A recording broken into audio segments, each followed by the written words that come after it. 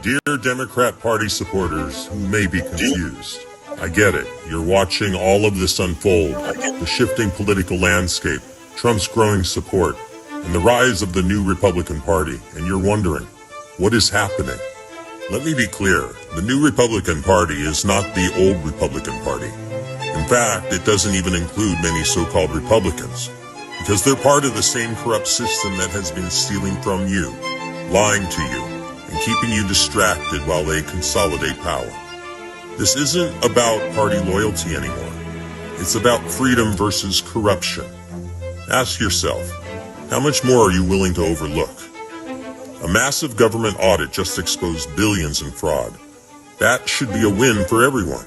But suddenly, some people are panicking, acting like accountability is a bad thing. Why? Because when corruption is exposed, the guilty scramble.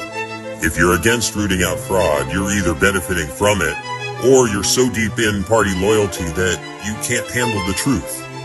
Do you realize how wealthy this country is? Do you understand how much has been stolen from you while you struggle with rising costs and empty promises? Do you really think trillion-dollar deficits just happen? That endless wars, shady foreign deals, and corporate payoffs are just the costs of doing business? I believe in debate. I believe in different perspectives. We need two parties. But what happens when one of them stops being a political movement and starts operating like a crime syndicate? What happens when deception, greed, and outright theft become their business model? How much more do they have to steal before you say enough? This isn't left versus right anymore. It's right versus wrong. And if you still refuse to see it, what will it take? What will it take? I'm saying enough. I'm waving my enough flag. Good morning, everyone. Happy Monday. I'm Tabitha Hassell with Tabs on Tap. Hope you guys had a really fantastic weekend. And whether or not you watched Super Bowl, I at least hope you had a fun day, maybe partaking in some of the other things that go along with the Super Bowl. Good morning, Allison and Kim and Karen. I hope you guys are all having a good morning also. I love that anonymous video. I'm going to say right off the bat, I don't have the faintest clue who Anonymous is. I think there's a bunch of different anonymous folks. I don't even know if they're part of the same group. I mean, anyone could put on a mask and make an anonymous video, but I absolutely love that one so much that at 8 a.m. I'm going to play it again, and then we're going to talk about what the new Republican Party is. And I love that he said that the new Republican Party, we're not even necessarily Republicans. I'm not a Republican. I don't think a lot of you are Republicans. So we're going to get into that and what exactly does that mean. Good morning, Linda. And as well, you probably have friends. I have friends who are Democrats, and they absolutely hate what's going on. You know, they hate it. I don't understand how anybody can hate what's going on. So we're definitely going to be talking about that at 8 a.m. because there's a lot of people who join us at 8 a.m. And I want to make sure they see that video also. I kind of wish that when somebody joined the show, they had to join from the beginning, but you kind of just jump in on the live show wherever we're at. So a lot of those people don't join in until 8 a.m. They miss out on a lot of good info. Good morning, Tammy Jerry Hoover. Good morning, Annette. I did not watch the Super Bowl. It was on in the background, but I was actually working last night on my computer. I had a lot of like real work to do. And so I wasn't really paying attention. I don't care about football. I could care less about football. I didn't even see any of the commercials. I ended up seeing the commercials later. I posted a lot of them to my Facebook page as people were, posting them on Telegram. I was sharing them over there, and we're going to recap and talk about a couple of those commercials and talk about the Super Bowl a little bit, the Taylor shaming that took place. I asked a couple people I know who were there. I'm like, was it about Taylor or was it about something else? Because so many people were posting online that maybe they weren't booing Taylor. Maybe they were just booing something else and it just happened to pan to her. Nope, that's not true. They were actually booing her, and you could tell she had no idea what was going on. We're going to show that video. We're going to talk about that. Starlink, one of the highlights from what I understand of the Super Bowl commercials was the Starlink slash T-Mobile commercial. I've got two versions to show you, one from T-Mobile, one from Elon Musk, and we're going to get into that a little bit. The penny has gone away. We'll talk about that. We talked about that a couple weeks ago because we saw that coming, didn't we? Department of Education is no more. We're going to get into that. Cloudseeding, finally the validation we need.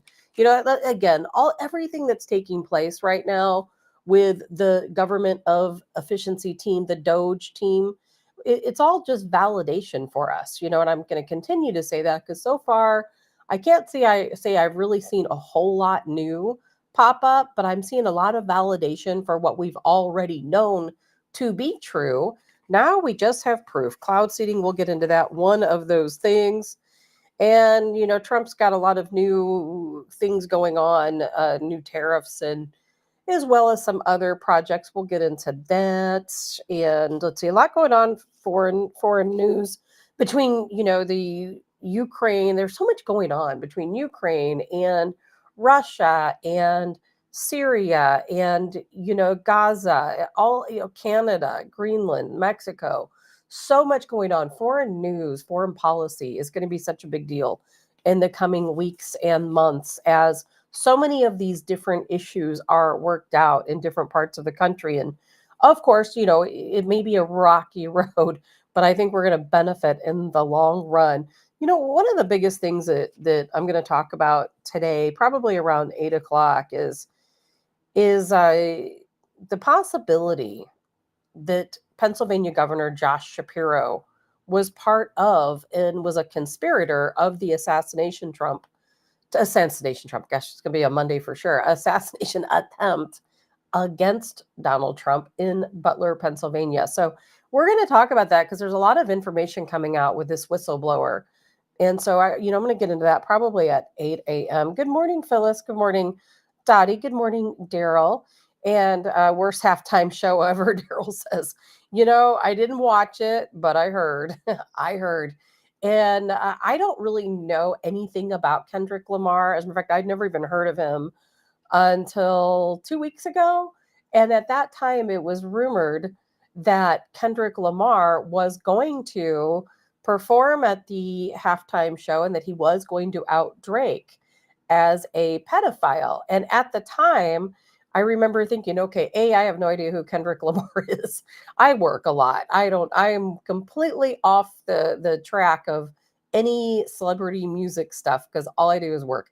I was thinking this morning, I'm like, I'm at a time deficit, from working. I don't have time to pay attention to all of that stuff. But, I read that was a good possibility. Then of course we see, and I'm not going to play a clip for it because most of you guys have already seen that. And I don't know the song that he played. I never even heard of the song again until about 2 weeks ago. And we talked about it a little bit on the show at that time because it was very, widely discussed on different social media networks that Kendrick Lamar was going to come out at the Super Bowl. And is he going to stand up and say that Drake is a pedophile? I don't really know who Drake is either, just so you know. I have an idea at least who he is. I know he's some type of musician, singer, rapper. I don't even know.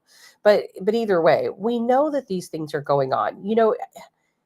I played the video a while back. I'm not going to play it again. But there was a situation where we had one of P. Diddy's former bodyguards who spoke out and talked a lot about what he witnessed and what he saw. And he's been very vocal about the entire rap scene, it's really kind of strange and crazy to think that all of these men who I always saw as kind of being more masculine rappers are really all feminine and gay. I never, going back to, it used to be a joke.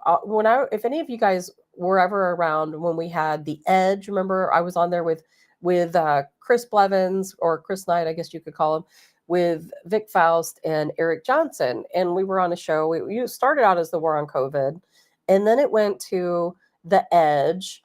And then I left, and then I came back, and then we were canceled this. And so during that time, I used to joke around a lot, and they would get so mad at me. Eric would be so mad at me And I would say that back in the day, all the old hair bands, they were all gay. And he would say, that's not true. That's not true. No way, that's not true. You're crazy. And I'm like, no, it is true. Back in the day, they were all wearing lipstick and spandex and stuff.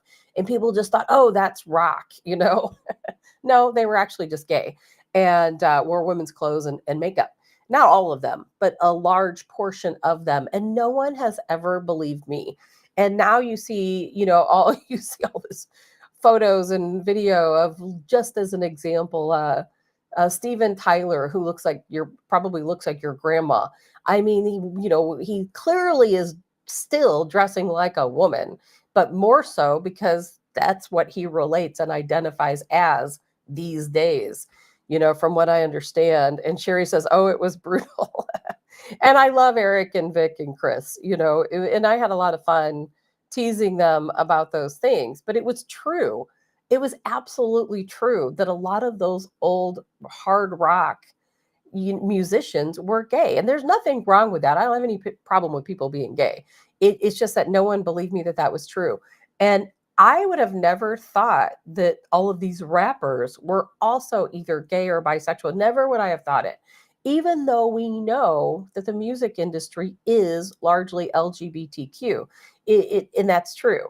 But people just, I don't think, accepted it. And then to hear P. Diddy's bodyguard talk about it and publicly name so many of these rappers who you thought were hardcore death row rappers were truly gay men and pedophiles and people who took advantage of children.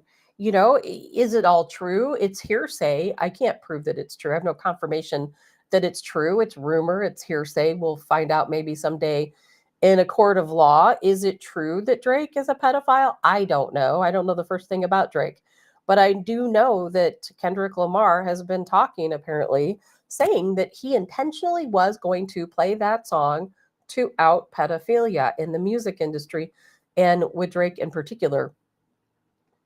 That's the way that's what I'm getting out of it. And yeah, it's a little bit surprising. It is a little bit surprising. Lori says, my boys have kept me in touch with Kendrick, definitely not directed at the 50-plus-year-old crowd, but he is talented for what little I know. Ryan, good morning, Ryan. And good morning, Karen. Let's see. Ironically, Steven Tyler, who all dressed like a woman, was referencing Vince Neil in the song Dude Looks Like a Lady. I did not know that, Ryan. I did not know that, but I'm not surprised. And Sherry, they must have a video if they put Diddy in jail. Let's hope.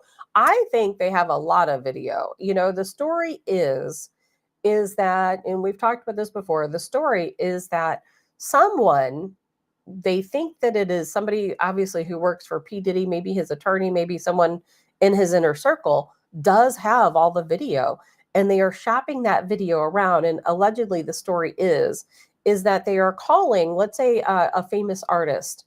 They're calling that famous artist's attorney or their agent and saying, hey, we have this video of your star and you need to pay us X amount of money or we're going to release it publicly. Now, is that true? I have no way to know either way, but that is the rumor that's going around, is there's a lot of video. And if people don't want their video to be seen publicly, then they better step up and pay. Of course, that's extortion, but who's going to complain if they don't want anyone to know? But, P. Diddy will eventually go to trial. We will eventually find out some information, or so we think. We still don't have the Epstein client list, do we? Donald Trump has been in office. What is today? February the 10th, and we still do not know who is on that Epstein list. And I don't see anyone talking about it. I think that it needs to be at the forefront of all conversations until we have that list.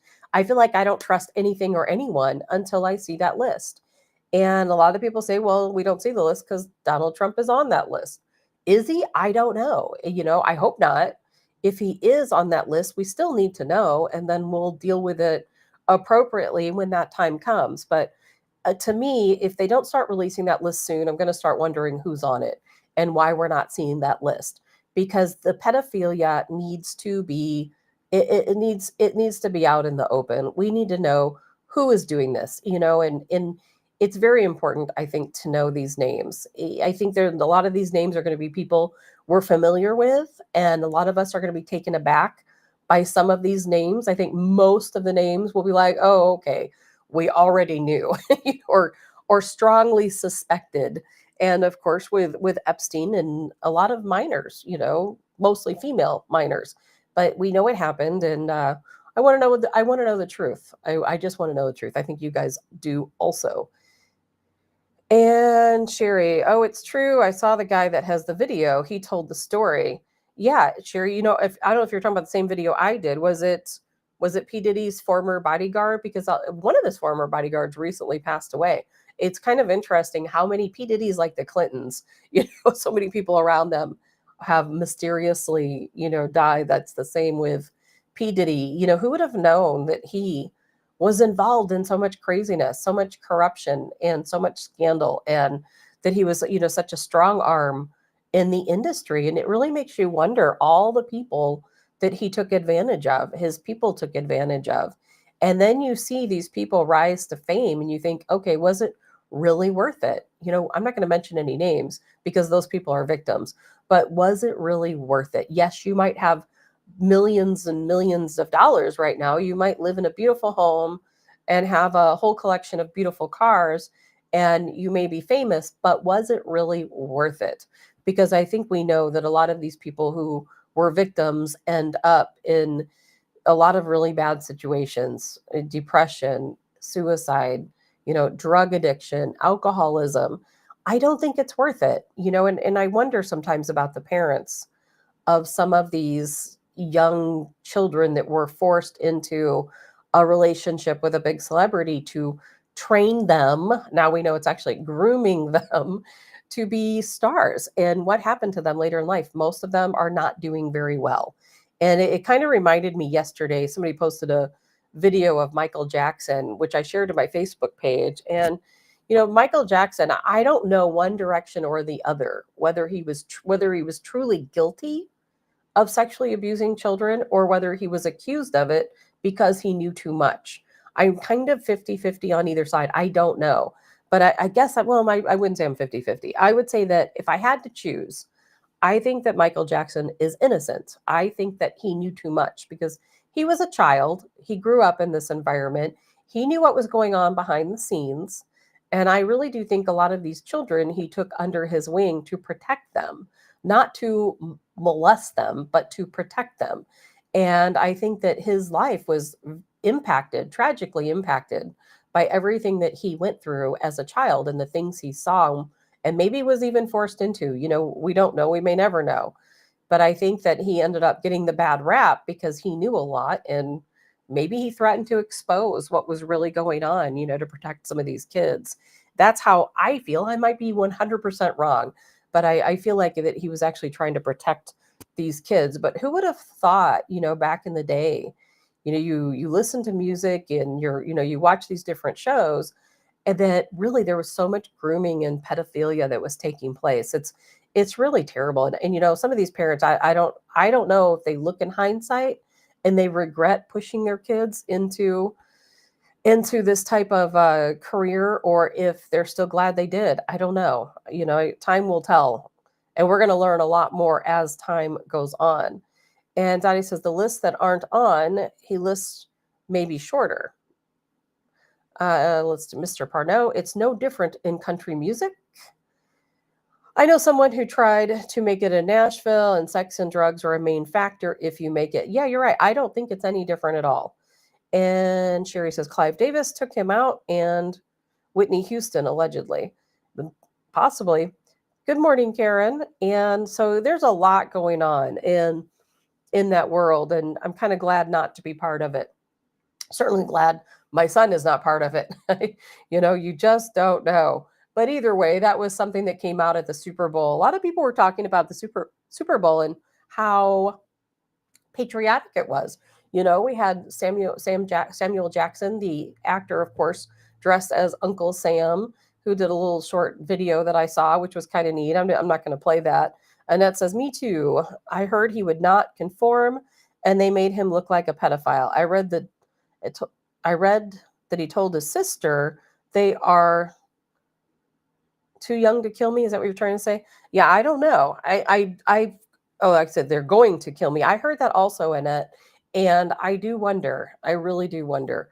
And it's a shame. Will we ever know? That's just it. Will we ever know? So we're getting validation on so many things, but some of these things we may never know. We can only speculate. And I say, you know what? Speculating, we're doing pretty darn good on the truth.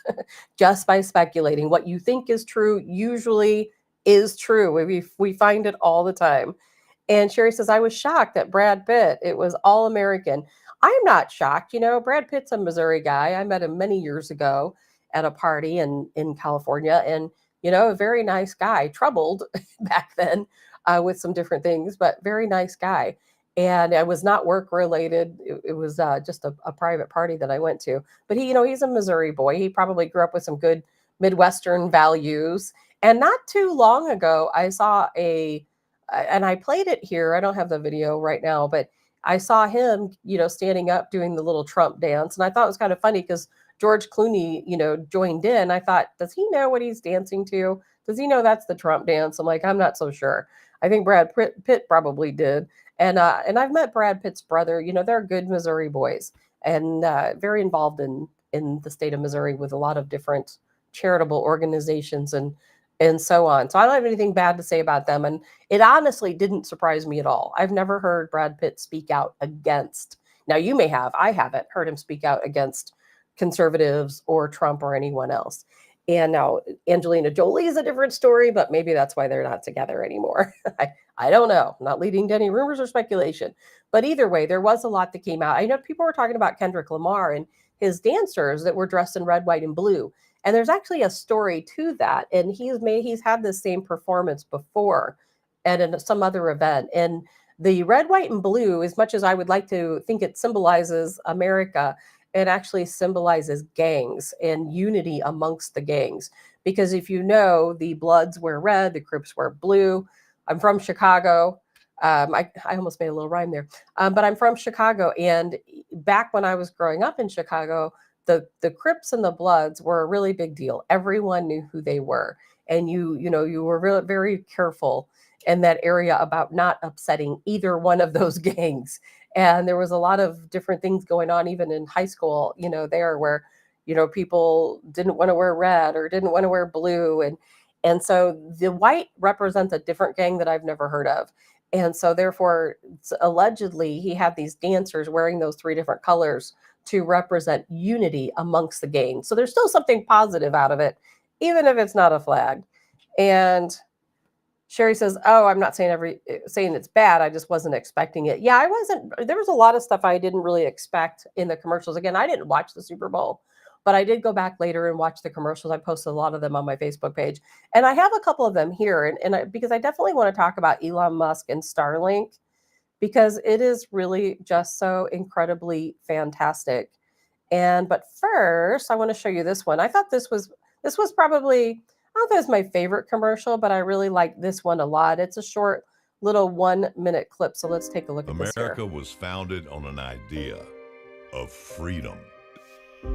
America's always stepped forward in time of need throughout our short but powerful history. Ask not what your country can do for you. Ask what you can do for your country. Tear down this wall. We've been there for all of it.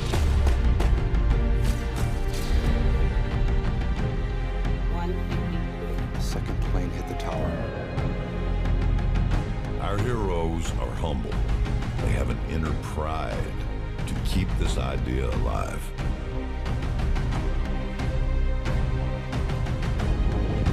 Protectors are born, they're not made. America's Secret Service protecting this Super Bowl is asking a few more to step forward. We've made contact So the with a new Secret alien Service is species, hiring. and apparently they're foodies. Oh, foodies, the worst. Mr. Ramsey will need you to cook for them. You'll have access to everything the Area 51 Test Kitchen has to offer, including top secret alien cooking technology. Wait, that's just a hex-clad pan. I've got these at home. Unfortunately, it was leaked 8 years ago. The pan was developed using material from an alien spacecraft. What? Extremely durable but low friction, created to deal with a thick egg-like atmosphere. You're saying the pan I used to fry my bacon is made out of flying saucers? We don't have time for a science lesson, Mr. Ramsey. The alien ambassador is already here. Whoa. Not her. Him. Hey, what's up, dude? You're an alien? All famous people are aliens. I'm not. I meant like really famous people. Seriously? Oh, yeah. Huh? I thought that was funny. I didn't see all the commercials. You guys are talking about the Snoop Dogg commercial. I didn't see that. I love Snoop Dogg, but I'll tell you what, Snoop Dogg though has been kind of caught up in this whole situation with P. Diddy. So I don't know about that, but I've always loved Snoop Dogg. I didn't see that. Somebody else mentioned the sloth commercial. I did not see that one. I did not see the Clydesdale commercial either. So I definitely missed. I'm going to try to catch up to those later today. Eventually the commercials will be posted and I can see them, but I only saw the ones that people were posting because I did not watch the Super Bowl. And, unfortunately, as we all know, it was all just a big rumor. Elon Musk did not pay $40 million to out all the discrepancies that the Department of Government Efficiency has found, the Doge department, and which is really unfortunate because I was really looking forward to that. And it's kind of funny, but I continue to see posts where people are like, I don't want to watch the Super Bowl, just like me, but I want to see those commercials. But there were no commercials. It turned out to be a big, old, ugly rumor, and which is so unfortunate. And I really wish that Elon Musk would have maybe posted something to say, hey, that's not true. But he probably didn't because he wanted everyone to see his Starlink commercial. And I've got 2 versions of that Starlink commercial. And yeah, Daryl says $8 million for a commercial. Isn't that just crazy? Just crazy. But I'll tell you what, a lot of people were not happy with the halftime show. They thought it was kind of boring, weren't happy with the entertainment in general, and were though pleasantly surprised by all of the tributes to unity and to Americanism and so on. So, but I want to play this Starlink commercial. I got 2 versions of it. One which played during the Super Bowl, one, good morning, Joe Fry, and one that was part of the or that Elon Musk posted himself. So we're going to take a look at both of these, and then we're going to talk about why this is so incredibly important. Starlink to launch hundreds of satellites, creating the only space-based network that automatically connects to the phone you already have. And because connection means everything, we're inviting anyone on any wireless carrier to experience it for free. You won't believe where I am right now. T-Mobile Starlink. If you can see the sky, there are over 500,000 square miles of the U.S. unreachable by any cell phone tower. Places where emergency texts never send, where emotional messages are not received, and countless memories are left unshared. Doing good. You're doing good. But T-Mobile is about to change that. T-Mobile partnered with Starlink to launch hundreds of satellites, creating the only space-based network that automatically connects to the phone you already have. And the rest of the commercial is just like the other one. The reason why this is so important, Elon Musk said a very long time ago when he first started launching these Starlink satellites up into space, up into the stratosphere, is that, he wants free internet for everyone. And he is just continuing to stretch closer and closer and closer to that goal. And now you can go online if you want to check this out. You can go and just Google, T-Mobile Starlink beta, and the program will pop up. I looked at it last night. Now, I do not use T-Mobile for my cell phone, but I have T-Mobile here in my office where the show is. I use T-Mobile for the show because my Starlink's for whatever reason isn't mounted correctly, and it doesn't stretch back here. The other internet doesn't stretch, so I use it just back here. So I went on and looked last night, and this beta Starlink program is free for between now and July. Then in July, since I'm already a T-Mobile customer, I will be charged $10 a month for that extra service. But what's really fantastic about that is, right here in the United States, 500,000 square miles where there is no internet service. And this saves lives. This actually saves lives. Because I will tell you a personal story where this would have potentially saved my life. But Kim says, I said they made those rumors after people said they wouldn't be watching to convince them to watch. That's a good possibility, Kim. Speaking of the Elon Musk commercials. Good morning, Rob. And Annette says, I use T-Mobile. And you know what? I'll tell you what, you don't even have to have T-Mobile to use this service. You can have a cell phone with any carrier at all. And if you have, all you have to do is go online, sign up for the beta program. Now, they may not choose everyone for the beta program, but in July, this service will be available to everyone, no matter what carrier you have. You're going to be able to pay a nominal fee to make sure that you have service everywhere. And I kind of laughed about it last night because, back when I was working with America PAC, which is Elon Musk Super PAC, we all had to check in and, every day. And there was a lot of times that, every time you go to a new address, you have to check it into this app. And we were having a lot of problems because I was up in the Blue Ridge Mountains of Georgia.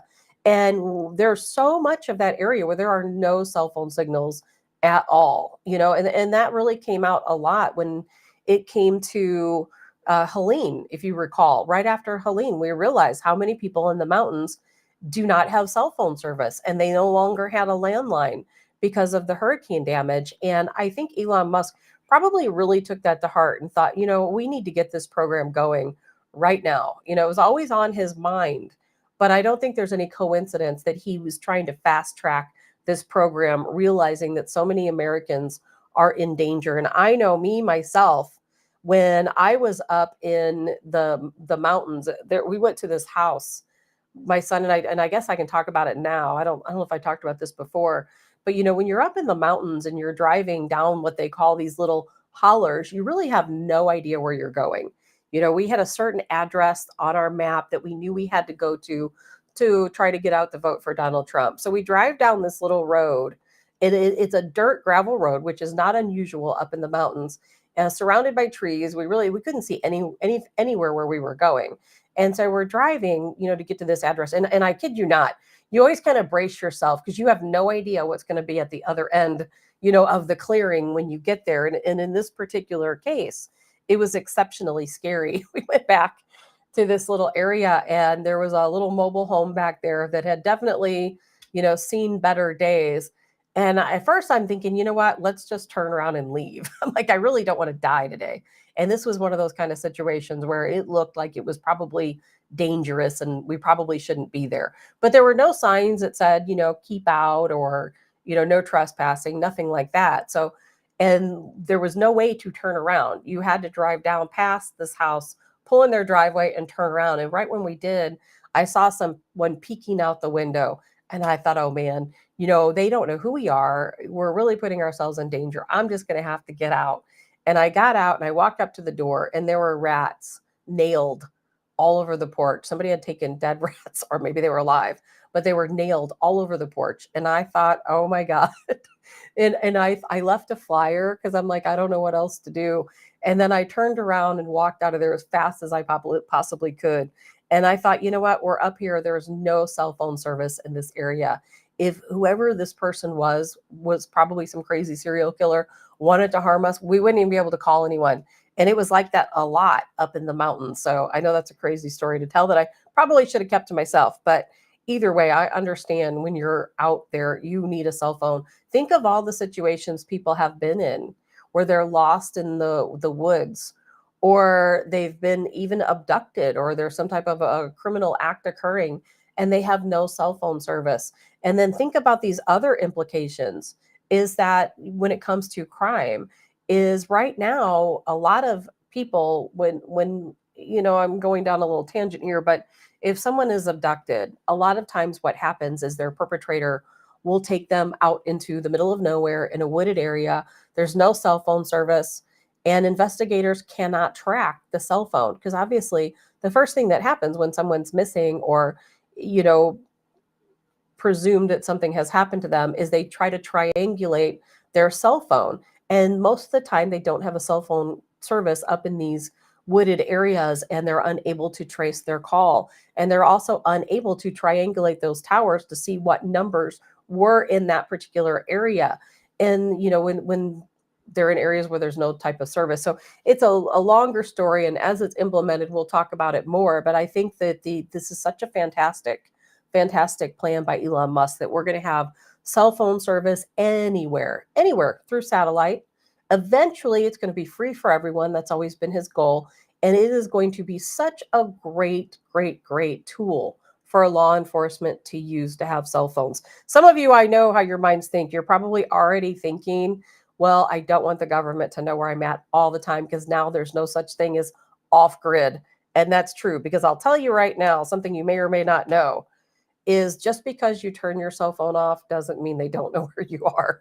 There's a lot of buttons on your cell phone that look like you're actually turning your location services off, but it's really just for fun for you to think you've turned your services off, but really you can't turn them off. And Annette, yes, it was gross. Corner Dusty, I'd never have went up to that door. Dusty, there was a lot of things that I did to get out the vote for Donald Trump, including getting attacked by a pack of dogs. For any of you that know that story, I got bit 4 times by a pack of dogs. Good morning, Stacy. So I want to talk about that. But, one more thing about Super Bowl, and then we're going to move on, or 2 more things, really. There was somebody that came out, a friend of mine that was at the Super Bowl, sent this to me because they said there was a person ran out onto the field during Kendrick's performance with a Palestinian flag.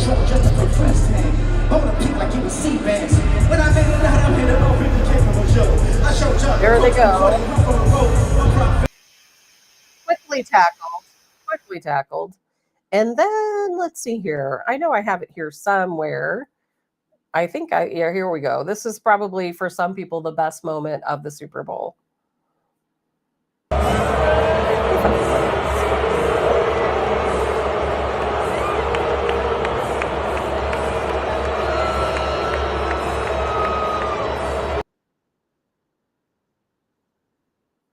So what do you think about that really quick? And trust me, we've got a lot to talk about today, so I'm moving on from the Super Bowl. But what do you think about the booing for Taylor Swift? Were they booing at her because they don't like her, or were they booing at her because she is a Chiefs fan? I'm not really sure what to think, but you could tell by the look on her face. And she even asked, like, what's going on? Maybe she doesn't realize how so many people in the public feel about her, because there's a lot of people, who talked to me last night. I knew about 4 or 5 people who were at the Super Bowl, and I asked them, I'm like, were they booing at her or were they booing at someone else or something else? And she just happened to, be on screen at the time. They're like, no, they were booing her. And I was kind of surprised. She's from Pennsylvania. But, but of course, when they panned to Donald Trump, it was just cheers all around. So I thought that was kind of interesting. And I have a feeling that whoever her PR person is probably having a very long talk with her today about her public image. Because I'll tell you what, it's very unusual for someone to be booed to that extent. And it's so incredibly obvious that it's impossible to ignore for somebody with her type of celebrity. It is impossible to ignore. There were so many people, other celebrity type folks, commenting on it, sharing, statements to her, trying to, show her some support. And I am sure a lot of these people are very sheltered. They don't always understand what's going on in the public. A lot of these people don't have social media accounts. They only know what their PR person or, maybe friends or family tell them. And so I think there's going to be a lot of awakening going on today in the Taylor Swift world. And let's see here. Todd says, I'm not a fan of hers, but I don't mind her being there. Tammy says, I think she's clueless. I think she's clueless also. Allison says, being anti-MAGA has consequences. I agree. I absolutely agree, because guess what? Donald Trump won Pennsylvania. Kathy, because people are sick of her being shoved down their throat. I think that has a lot to do with it, Kathy, is people are sick of her. You know, I have heard, and I think it's pretty obvious that even the coach of the Chiefs is really tired of it. I watched a video one day where I don't think he realized he was on camera, and they panned to her, and he just had this look of complete disgust on his face, and he's like, ugh, and everyone saw it, you know, and so I think that people are just tired of looking at her, and tired of her being shoved down their throat. And quite honestly, I've said this for a couple of years now. Parents, if you have little girls, why are you promoting her to be their role model? This woman should not be anyone's role model. And she doesn't aspire to be, you know, she's just living her life, and good for her. There's nothing wrong with that. I've heard a lot of good things about her from people that know her. You know, I'm not, you know, coming down on her that hard, but she is not a role model for children, is all. I don't think she wants to be a role model for children, quite honestly, but that's the place a lot of parents have placed her. And there's a lot of talk that she may be expecting. Well, you know, do any of us care? Not really, but there is a lot of talk about that. Kathy says, a big Harris supporter. She was overwhelmingly a supporter of Kamala Harris. Sherry says she was with Ice Spice, who is a known Satanist. That was the biggest thing I came out of this, Sherry, is I kept thinking, why does she, you know, she keep hanging out with this girl who we know is a Satanist, who's given the signal multiple times? She wants the world to know. I don't know. I just don't know. And Todd says the NFL is so stupid, they'll have her do the halftime show next year. They might. They might. Stacey says people are tired of her being the face of the Chiefs. Yes. If I were a Chiefs fan, I would too. I don't watch football. I could care less. But yes. And so anyway, so moving on from all of that, if you were here with me in the very beginning of today's show, I played this anonymous clip. I want to play it again because I think it is really important to talk about. And then after that, I want to talk about the accusations, the whistleblower that has come forward and said that Pennsylvania, speaking of Pennsylvania, that Pennsylvania Governor Josh Shapiro is involved in the assassination attempt against Donald Trump in Butler, Pennsylvania. So that's just a huge story. I haven't heard anyone really talking about it, and we have got to talk about that. So first, I want to show you this commercial, not a commercial, but this little video here by Anonymous, because this is also so telling. When you hear this, you're going to be like, oh my gosh, 100%. Dear Democrat Party supporters who may be confused, I get it. You're watching all of this unfold, the shifting political landscape, Trump's growing support, and the rise of the new Republican Party, and you're wondering, what is happening? Let me be clear, the new Republican Party is not the old Republican Party. In fact, it doesn't even include many so-called Republicans, because they're part of the same corrupt system that has been stealing from you, lying to you, and keeping you distracted while they consolidate power. This isn't about party loyalty anymore. It's about freedom versus corruption. Ask yourself, how much more are you willing to overlook? A massive government audit just exposed billions in fraud. That should be a win for everyone. But suddenly, some people are panicking, acting like accountability is a bad thing. Why?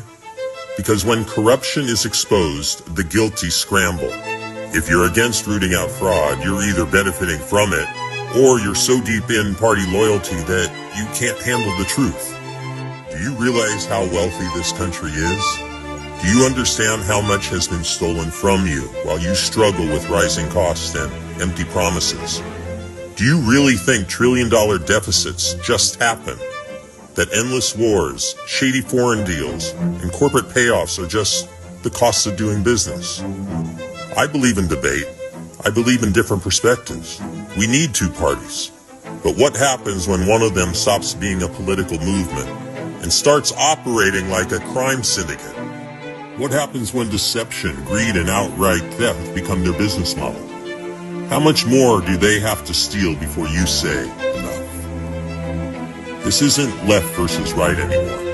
It's right versus wrong. And if you still refuse to see it, what will it take? People need to wake up. You know, people need to wake up. We are already awake, but so many are not, unfortunately. And What I really liked about this anonymous video is the fact that he said it's a new Republican Party. And it is absolutely a new Republican Party. And that started occurring back when Donald Trump won in 2016. Because I have said from day one, I am not a Republican. There are no current parties that I identify with. None of these parties represent me. I am not a super far right Mitt Romney, type of person. I consider myself a middle of the roader. And I think us middle of the roaders, which most of you are too, which means we're just kind of down the middle. We're not super far right. We're definitely not left. We're just down the middle. We might have some beliefs on either side of the fence, but there's a lot of gray area, for some of us. But I'll tell you, there's a lot of us, and that is why Donald Trump won in what I consider to be a landslide in the early vote. When has a president ever won? Knew he won, had the win in the early vote, and I'm so proud to have been part of that. Getting out the early vote for Donald Trump, and of course how Elon Musk became embroiled in this whole political situation as well is because he spent hundreds of millions of dollars to make sure we got the early vote out for Donald Trump. But I'll tell you what, those are real votes. They're not fake votes. Those are real votes. And that represents the majority of our country. And I think Democrats need to start taking notice. And I know some people who are Democrats who I consider to be really good people. And yet they absolutely hate Donald Trump. They hate Elon Musk. And every day they hate them so much more because of all of everything they're uncovering with all of this you said. And again, I say you said, some people say USAID. That's too long to say every time I say it. So for you said, look at everything that's come out, all of the validation we've received, everything that we always knew was true. Now we have proof, we have that validation. Thank God for that. And when I talk to my Democrat friends, and part of the problem is they don't know, they're not hearing all of this on the news channels that they watch or read. And they continue to think that Elon Musk is just some crazy guy who got involved in the government as Donald Trump's buddy, and he has no official reason to be there. And of course, then some want to point out all the good things that you said does, that, they buy grains and, they feed the poor and they do all of these other things. And I'm not saying that you said doesn't do some good things. And I can guarantee you, whatever programs they have that are good will be kept. Those programs will be kept. We're going to continue to help the people who need to be helped. However, we know, because you probably know this, how you can watch that clock, the deficit clock. I don't know what the official term for that is, but if you go on and look at that clock, they added on an area for Doge. It's called the Doge clock. It's down in the right-hand corner. And according to the Doge clock, as of right now, the Department of Government Efficiency has saved Americans $73 trillion. $73 trillion off of our deficit. That's money that we will no longer be paying to these different programs. $73 trillion, that's a lot of money. And just like that anonymous video said, we are a very wealthy country. And when you look how many workers there are in the United States, and if you consider how many people work in the United States and how many people pay taxes in the United States, and then you think every dollar you earn, 73 cents of that goes towards taxes, that's a lot of money coming into the government.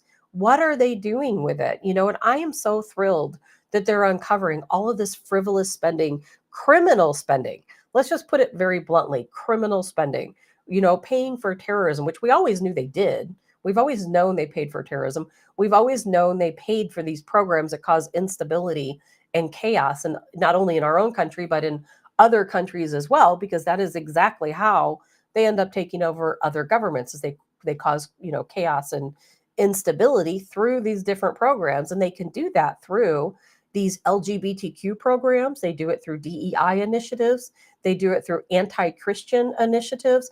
I would like to know how much money the Department of Government Efficiency uncovers that was spent creating hatred against our law enforcement officers. I would love to know that, because I can guarantee you there is some money that was spent through USAID to cause harm to our law enforcement? You know, how much how much was used to go against Christian beliefs? I would really like to know that. And we're finding more every single day, but Democrats just aren't waking up to it. They're just not. I don't know how to get it through to them. I was really hoping that the Elon Musk commercials were true, because I thought, man, if he really, what a great idea that really would have been for him to have all of these commercials that take place during the Super Bowl, where there's to reach people that wouldn't normally hear these messages, because people who don't like Donald Trump, people who don't like Elon Musk, they're not looking at Elon Musk X, feed.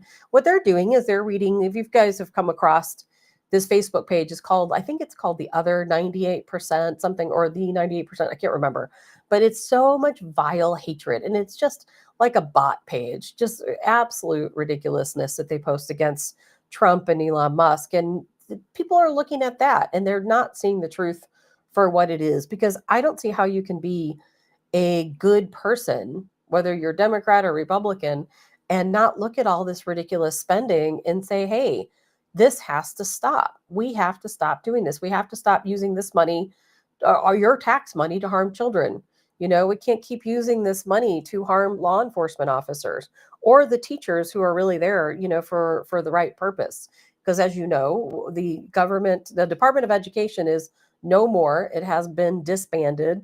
What that will look like going forward, we will find out. But it should be. Look at what the school board and the Department of Education has done, what their money has contributed to. And I'm not going to get into that today, but we all know what it looks like right now for so many children and teens, and the anxiety that's taking place, the despair, the depression, the suicide rates, the drug addiction, and alcohol addiction. I very much do blame the Department of Education for a lot of that taking place, because they know what they're teaching these kids. They know the environment that they're forcing these kids to go through, and in schools, particularly public schools. And there's so many amazing things that are happening right now. I feel like we would never have all the time in the day to talk about how many wonderful things are happening in our country. And I think, Sherry, you said earlier, what a great time to be alive, while we see all of this unfold before us. No question about it. Oh, thank you, Robert, for posting it. It's called the U.S. debt clock. That would be the one. And now is the time, if you're going to follow the U.S. debt clock, now is the time to do it, because now that they have the Doge clock down there in the right-hand corner, you can see how much money, we're saving off of our deficit. And I'm even hearing, I don't know if it's true, probably another rumor, that they're floating around the possibility of actually sending out a big check to Americans to say, hey, you've been taken advantage of. This government owes you a debt, and here is your debt. That would be awfully nice. I don't know if it's going to happen, but that's one of the rumors certainly going around. Allison says, I would really like to hear a Democrat explain why they are against an audit of these departments. I would too, Allison. The only thing I'm hearing from Democrats I know is, oh, you said does so many good things. We're just taking away all the good things, but never a mention about the bad things, never. And I think that is because people who really hate Trump and who really hate Elon Musk, they're never going to be able to talk about the good things that's happening. It's really crazy to me, but they'll never be able to talk about the good things. And Mary says, Trump said, stop making pennies, cost over 3 times the amount to make. Yeah, we talked about that, Mary. I don't know if you were here. I don't know if it was last week or the week before, where it was revealed that it cost 3 cents to make a 1 cent penny.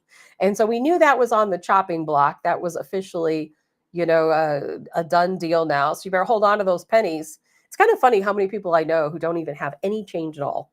They have none, no change. I actually have a ton of change in my house, that I've had for a long time. I haven't spent pennies in I don't know how long. I always take them out and put them aside, like in this little bucket I have of pennies. So it's a kind of interesting to see what will happen with the pennies. Oh no, Mary, don't be sorry. Nobody's here for everything we talk about, so no worries about that. Stacy said, in schools they need to bring back basic classes for core learning, such as penmanship, home economics, to teach young adults how to take care of themselves.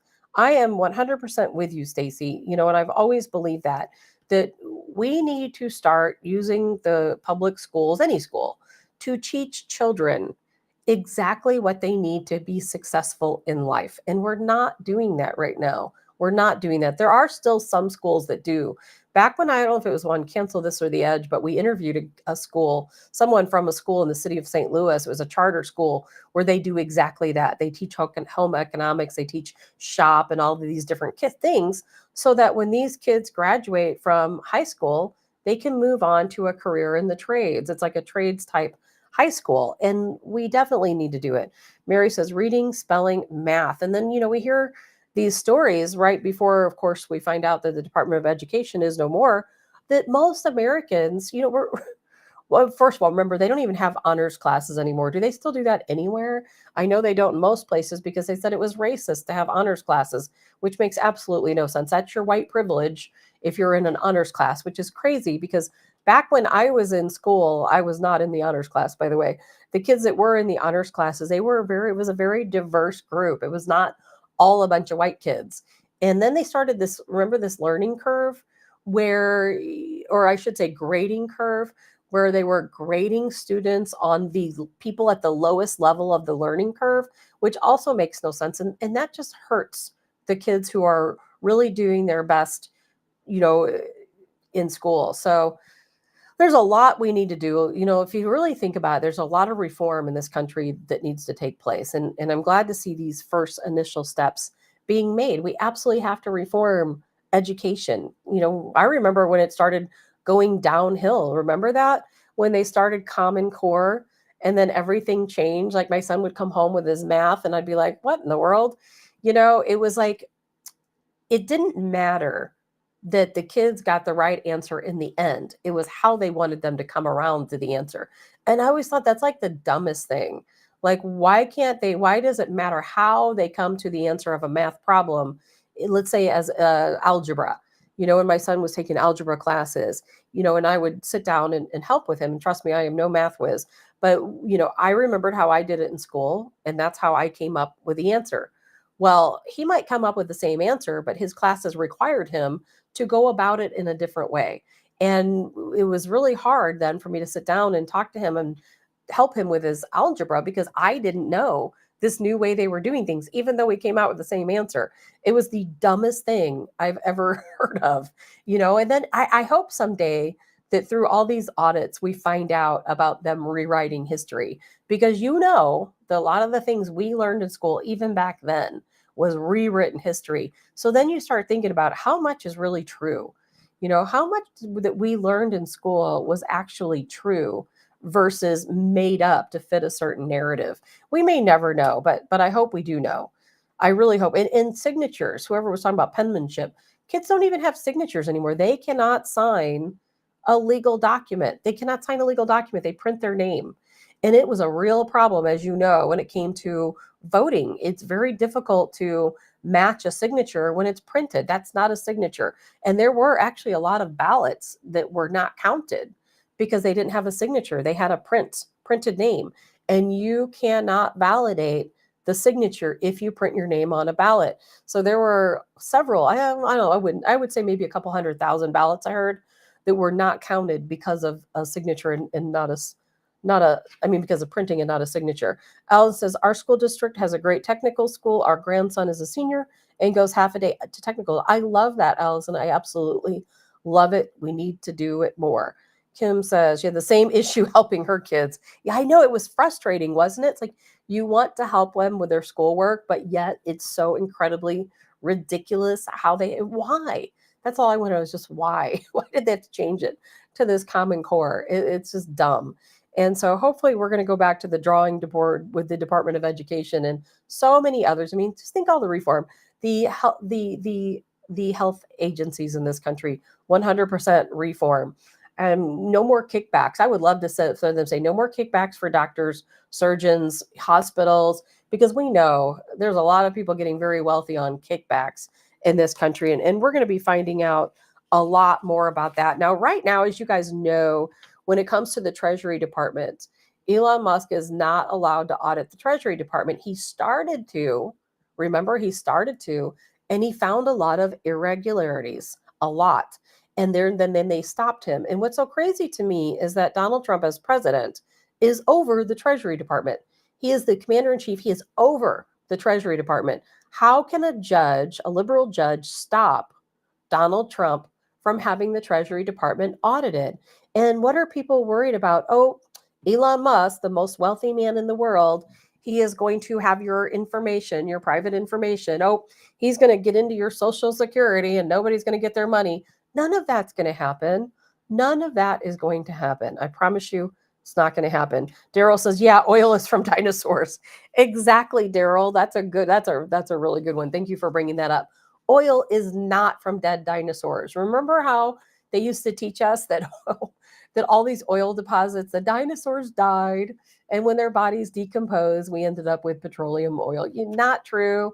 Absolutely not true. The United States, we are very wealthy in oil deposits, and it had absolutely nothing to do with dinosaurs. And people still get upset with me when I say that and tell me, well, that's not true. You're just saying that. No, it's true.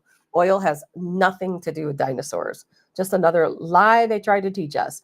Joe says they've been changing the name of Common Core for years, that they've been pushing dumbing our kids down. And that's a good point. It is all about dumbing down our society. They want us to be dumb. Because if we're dumb, we don't know these things. But we're learning, aren't we? Instead, we're actually learning.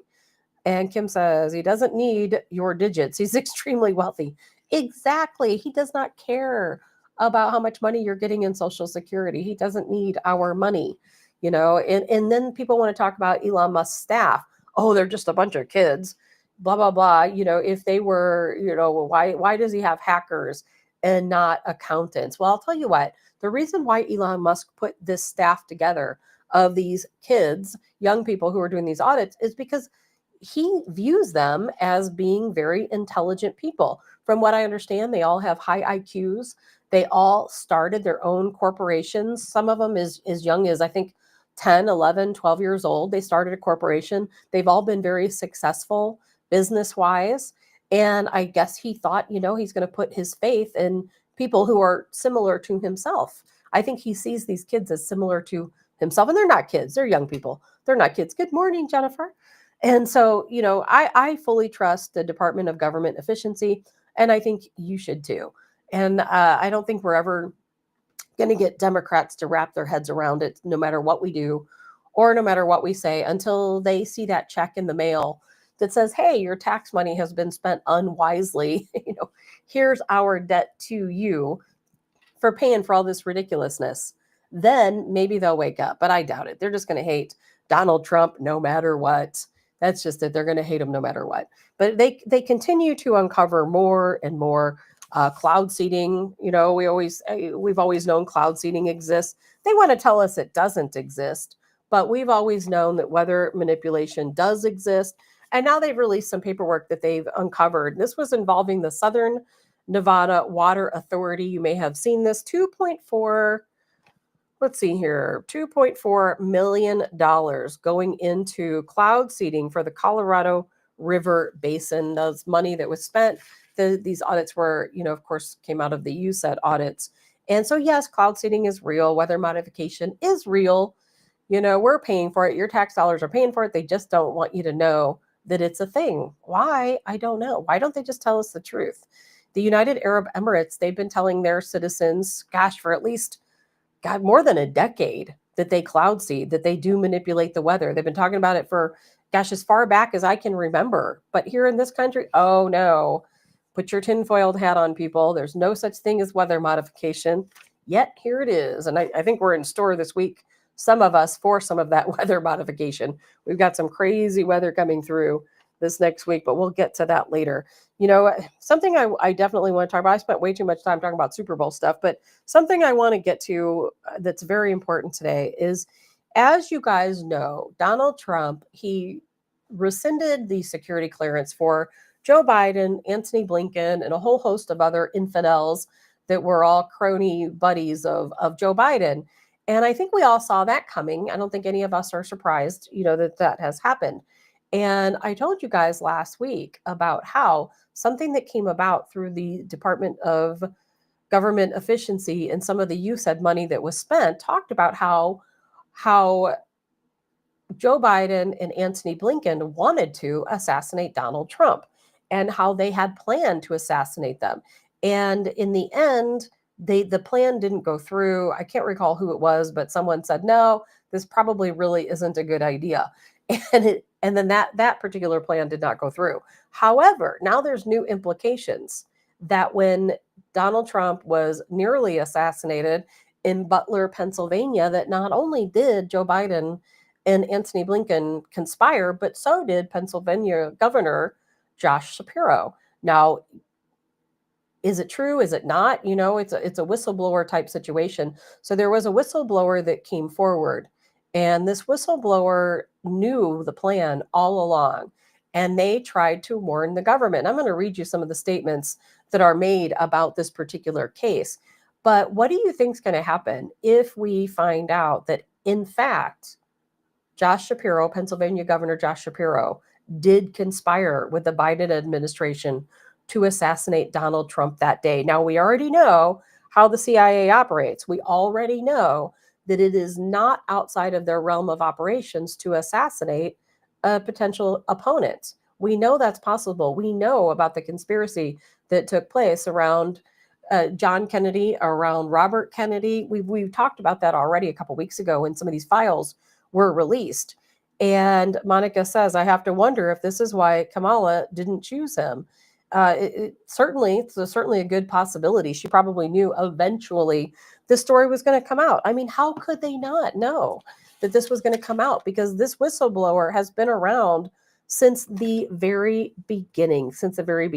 He actually just recently, the reason why this is a bigger story right now is because he made a formal complaint on February the 7th, just a couple days ago, that he knew that Josh Shapiro conspired with the Biden administration in Butler, Pennsylvania that day to assassinate Donald Trump. And I'm going to read you some of this. And he tried to come forward back then, at the time. And he claims that he talked to people in the Secret Service. He talked to the FBI, but nothing was done. And remember how when that happened in Butler, Pennsylvania, we were all like, this is so strange, from where the gunman was to the arrests that were made. And there's so much we still have never heard. And, what's even crazier is that you really have to go on the back channels to find out the information. And back then, when all of this was unfolding, and gosh, I can't remember the guy's name right now, but we know in Butler, Pennsylvania, the shooter whose name I do not even recall. I was focusing so much on this other part of the story that I didn't even think to go back to that. But the shooter in Butler, Pennsylvania, there was actually 2 arrests that day. And no one talks about that, the other arrest. I talked about it on the show back when it happened. And if you can recall, the shooter arrived in a white van with Arizona license plates. Well, those license plates were tracked down to, again, a man in Arizona who owned an explosives company. That man has never been mentioned in any of these reports. No one has ever talked about him, yet he disappeared. No one knows where he's at. We assume maybe in federal custody, but we don't know. No one talks about it.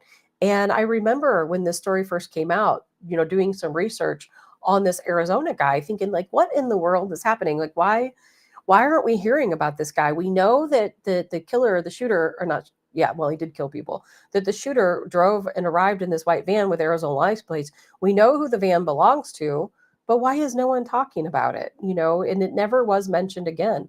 We know there are explosives in that van, but yet no one talks about it anymore.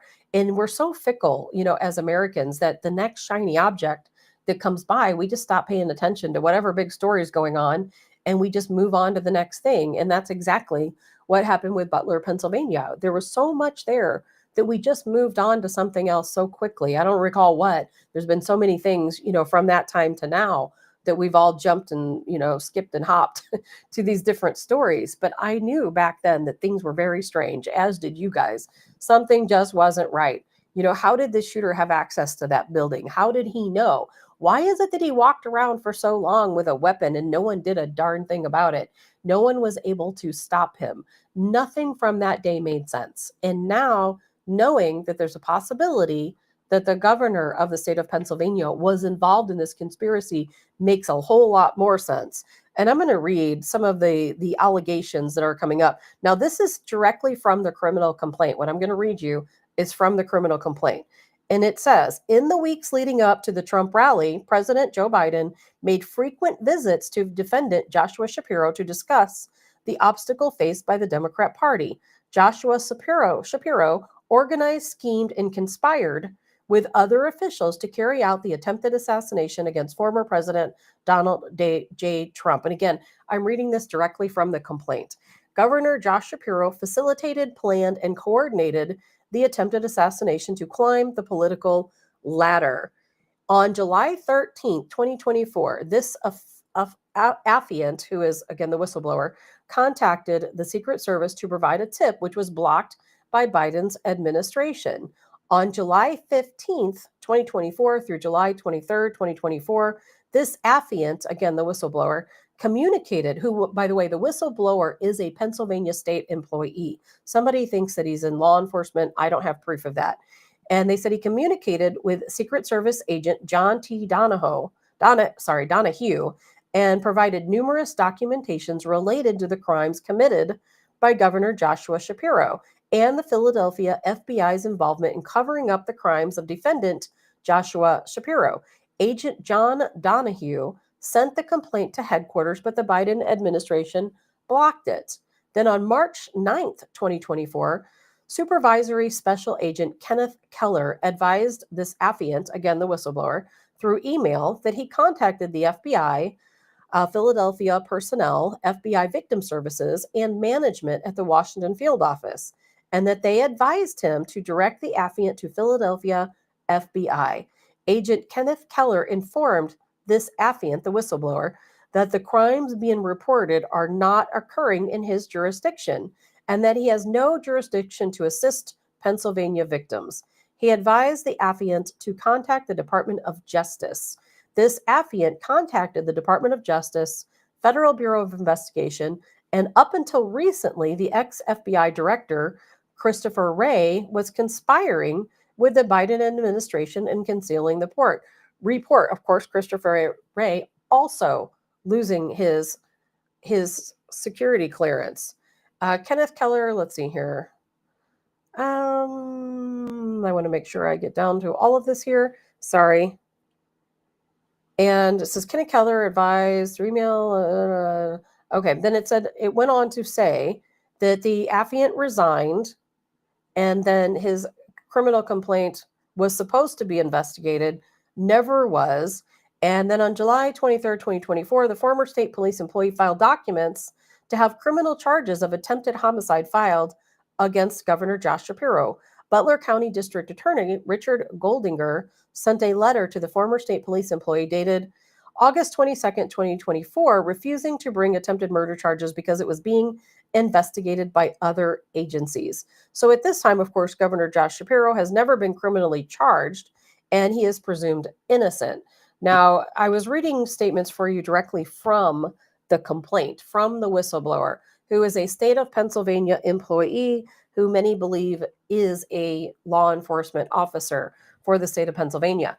And I don't think anything would surprise us coming out of that statement. We already know that Donald Trump has stated very publicly in the past couple of weeks that he knows the Biden administration attempted to assassinate him, along with Antony Blinken. And then he recently, of course, rescinded their security clearances. Now, this is the first I've heard of Pennsylvania Governor Josh Shapiro being brought into the mix. And that's because this complaint was just filed on February the 7th, just a couple days ago. And so therefore, there's not a whole lot more information out there about this. I hope that it's not swept under the rug like so many news stories are. I hope that people continue to talk about it, because think of the implications here. Thank God Donald Trump survived. He had that little nick in the ear, but gosh knows it could have been so much worse. And then we, of course, had a patriot who was killed in this incident, and, a couple others injured. Very serious situation. And this just goes to show how far in the conspiracy this goes in the assassination attempt.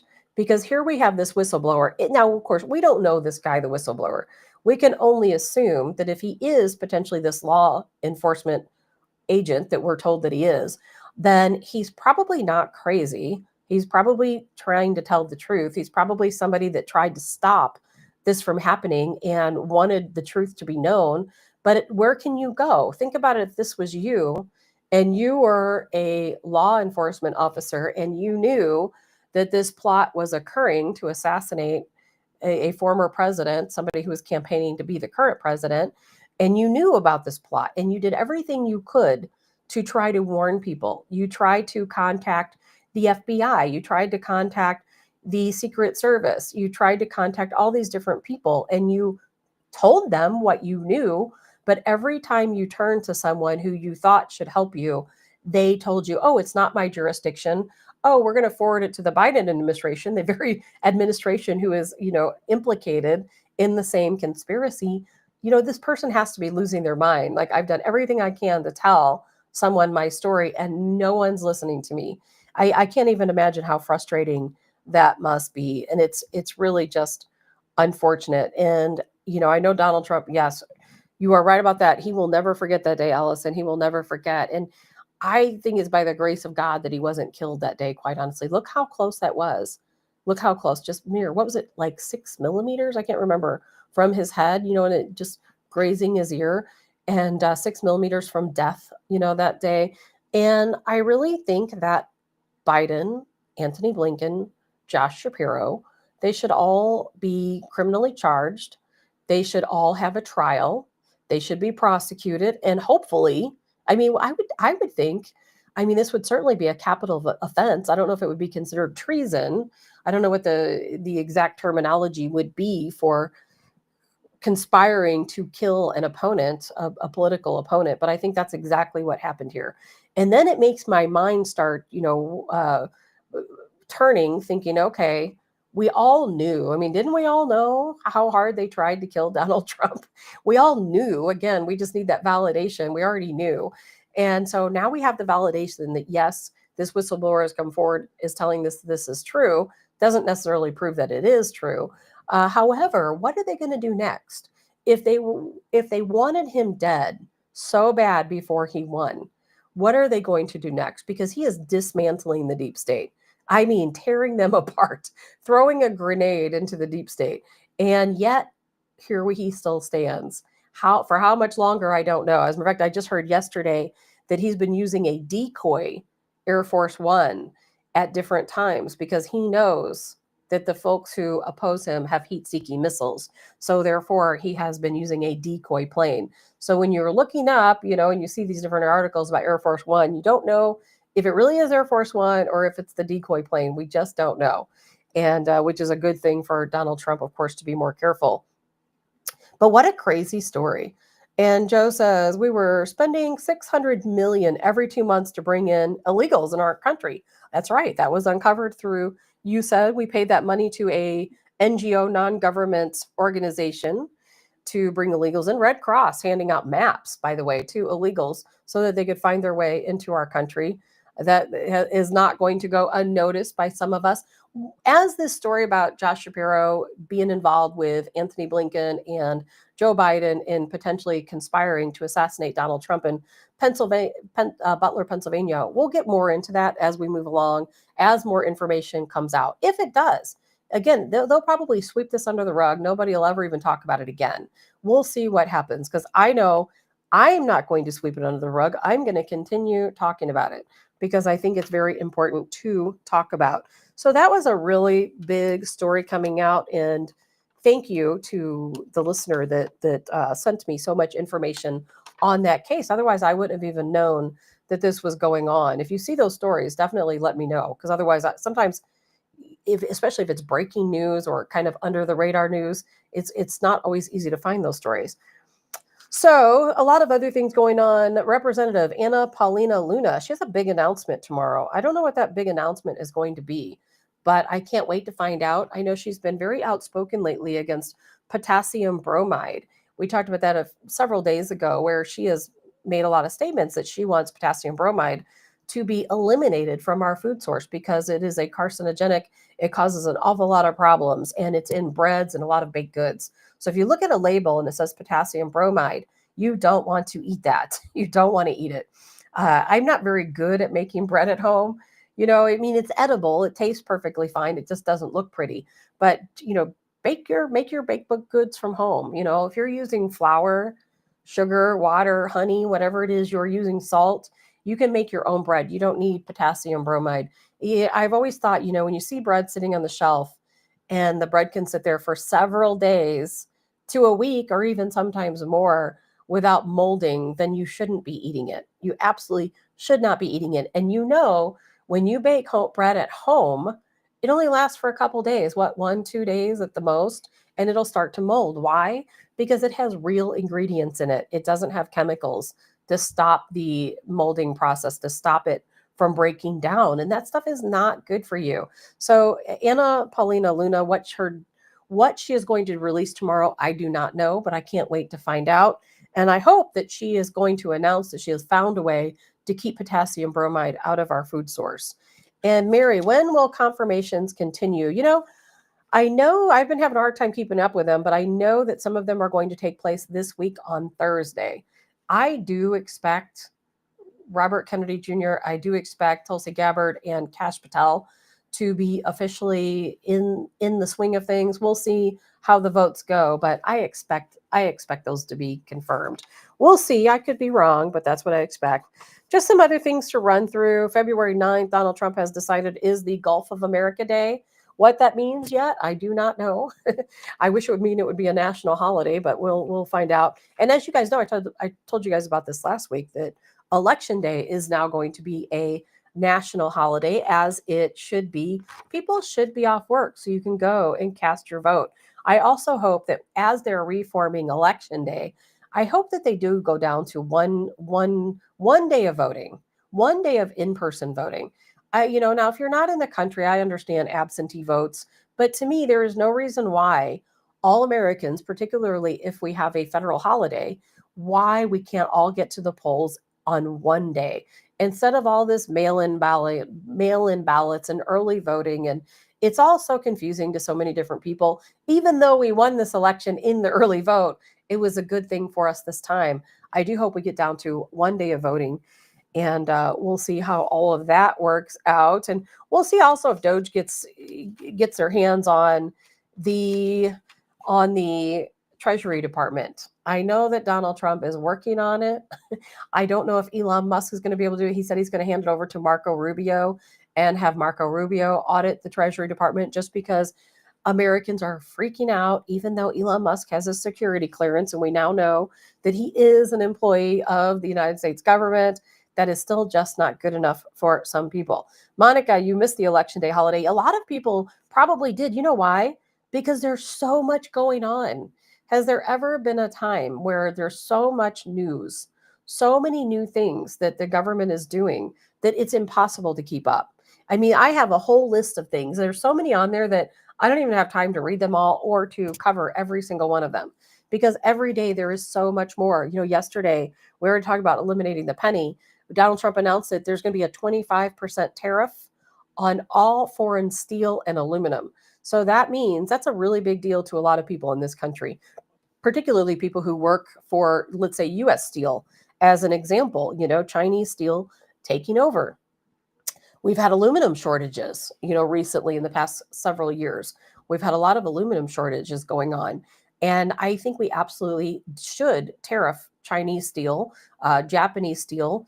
And we have, of course, U.S. Steel being threatened, closing because of a Japanese company. I think it's called Nippon, something along those lines. So something to keep an eye on. And Allison says, need voter ID. I can guarantee you they are going to tackle the voter ID situation. I haven't heard anything yet, but I know they're going to get around to that. Paper ballots only, Joe Fry says, that would be awfully nice. I would certainly be in support of paper ballots only. And a lot, I hope that at some point when we start talking about Election Day and getting to Election Day reform, I hope that they make it very clear to Democrats that Republican poll watchers need access. I can't tell you over the past, couple of elections how many times I've heard that Republican poll watchers are not given access, sometimes not even being allowed into a building to watch, being kept really far away from the tables as they're counting the ballots. And that's pretty messed up. That's something that I really do hope that they get to. So those are some of the things going on. I know Donald Trump is talking about bringing South African refugees here to the United States. And there's a lot going on in South Africa. It's been going on for a couple years.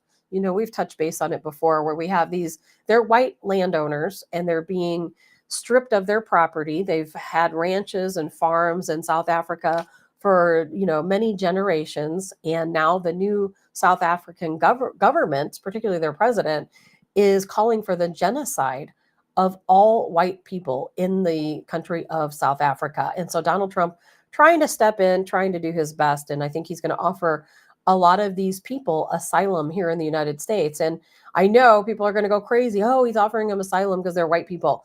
That's not it. It's that these people their lives truly are threatened. And I told you guys a story last week about a woman that I came across who her family had been farming in South Africa for several generations. And she's a white woman.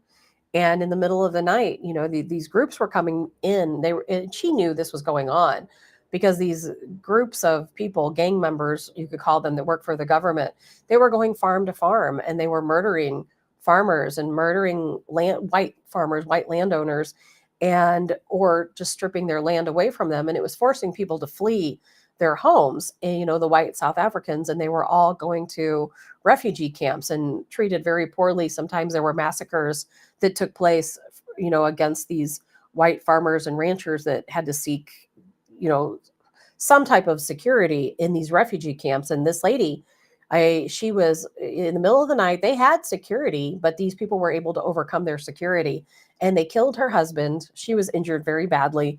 She ended up fleeing her home. These gangs took it over. The government took over her farm, and she ended up in one of these refugee camps. And it was tough, living in a tent and not really having any food to eat. They were really, really struggling, fearing every single day that they were all going to be massacred. And I don't know whatever happened to her, if she survived or didn't survive. I hope she did.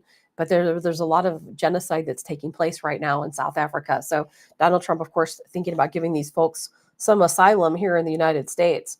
And J6ers still under attack. I've heard 3 more J6ers have been arrested. And, we talked about this, I know, in the past also, but what seems to be happening is that, and I'll explain it again, is that all of these folks who were arrested and imprisoned for being there on January 6th, what happened is that law enforcement came, they raided their home.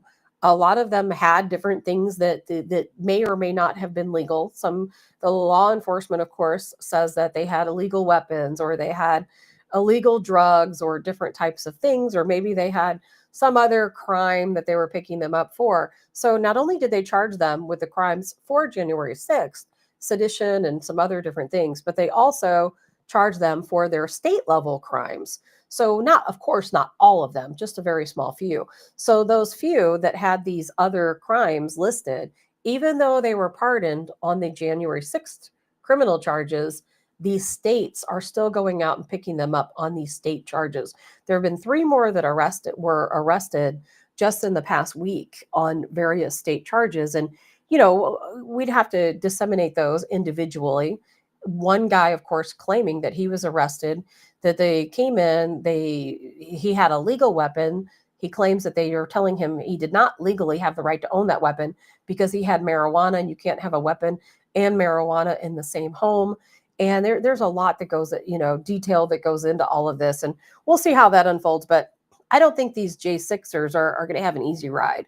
A pardon doesn't necessarily mean anything. And Robert says many J6ers who have been released still cannot get their passports. Exactly. Those folks remain on a list. And I can promise you that still, we've not yet revamped the judicial system. There are still a lot of very liberal judges and some liberal law enforcement, not as many, but these judges are still looking for warrants for some of these J6ers. They're going to do everything they can to find other crimes to charge them with. Even if they had no state crimes, no local crimes when they were arrested, part of those raids, they will find something to charge them for. Alan says an oath keeper was charged with doing physical damage on J6 and was not even there. Exactly.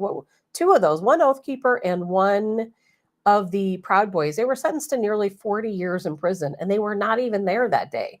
Not even there. And so it is crazy. I mean, the Democrat government, the Democrat regime, man, they were definitely conspired against us in so many different ways. But you know what? It's all being uncovered, isn't it? We will eventually reform all of these different departments, from the Department of Education. And I heard they're working on NASA right now. They've uncovered a lot of ridiculous spending in NASA, a lot of programs in NASA that they're going to be changing and revamping. Eventually, they'll get to the U.S. Treasury Department. We talked last week how they found, 6.5 million Americans are in the United States who allegedly are over 112 years old. Some is old as 150 years old are still receiving Social Security benefits here in the United States. Lots of stuff being uncovered. Let's see. We talked about cloud seeding already and Starlink. I think that's about it. I don't think I have anything else to talk about today. I'm only about 5 minutes over my time, which is good. There's a never-ending supply of news. I will tell you that, a never-ending supply. There are so many things to talk about, and that is going to continue as the days unfold. Because think about this: we're just at the tip of the iceberg when it comes to reform. When it comes to these audits, we're going to continue to audit all of these different departments. Just think how wealthy we as a country will be when these audits take place and we cut all of this frivolous spending. It's going to be absolutely amazing. Everything's going to change, because I'll tell you, and I've said this before, look around. Our infrastructure is old. Our airports are old. Our railways are old. A lot of the shops and buildings, whatever community you live in, are old. It's not like that in Europe. It's not like that in a lot of other countries. And we have to start putting money into America. We have to fix our roadways. We need new airports. We need new railway stations, new railway lines. There's so many different things we could do with the technology we have right now. Instead, we're spending all of our money on anything but the United States. And the only thing the money in the United States is going to is causing more chaos and instability. So we're gonna see a lot of changes that take place in this golden age that I am all very excited about. I am sure you're excited too. Joe Fry says, when will the people start fighting back? Any law enforcement who comes after these guys are corrupt and should be the ones going to jail. Just following orders don't get it. Yeah, we're getting to the point, Joe Fry, where I think that's going to happen. I personally know a lot of police officers, and some of them are just trying to bide their time until they get to that retirement age, counting down the days because they were just tired of it. Look how many law enforcement officers quit under Obama, under the Biden administration. Why? Because they've been targeted. And again, like I said earlier, I can't wait until all of these audits are complete and we can really take a look at how much money, your own tax money, was spent to fight against us. Money that was used to vilify law enforcement, money that was used to go against Christians. I can't wait till we have all those numbers, and I know, you don't even have to tell me. I already know a lot of that money went to the war against police officers, against law enforcement. And I can't wait to see exactly how much we spent. And I hope people wake up, because there's going to be a lot of validation coming. There's going to be a lot of things uncovered here that we all probably thought might be true, and some that we didn't even know about.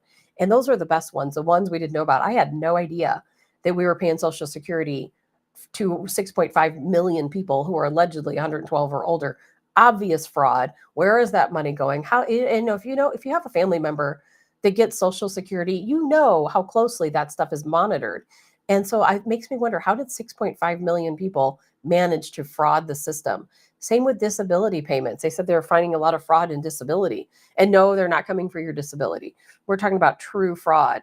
But it's like, how did people get away with that? Most people can't even get disability. So how did they end up in this fraud situation? And I hope they revamp the disability, by the way, because I don't think that you should have to get an attorney to get disability.